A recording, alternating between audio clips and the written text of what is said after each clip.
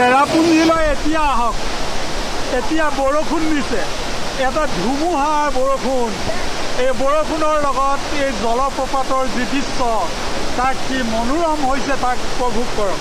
অৰ্থাৎ কোনোবাই যদি গৰমৰ যি উৎসৱ, অৰ্থাৎ গৰমৰ যি বন্ধ, সেই বন্ধ উপভোগ কৰিবলৈ যদি বিচাৰিছে, তেতিয়া আপোনালোক ইয়ালৈ চেৰাপুঞ্জীলৈ আহক।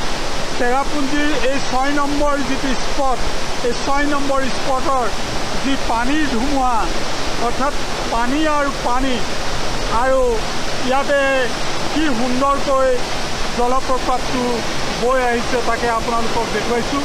সুউচ্চ পাহাৰৰ পৰা এনেদৰে জলপ্ৰপাতৰ পানী আহি এই গুহাৰ ভিতৰত পৰিছে, আৰু গুহাৰ ভিতৰৰ কিছু অংশ এয়া আমি দেখুৱাই আছোঁ।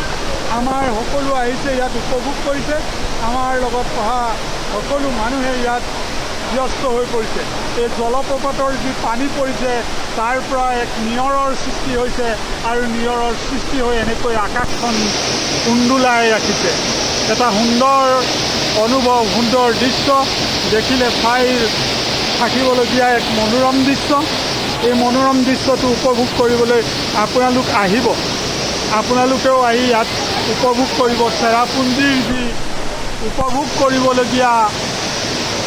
কৰিবলগীয়া যি জলপ্ৰপাতৰ দৃশ্য, তাক আপোনালোকে নিশ্চয় ভাল পাব।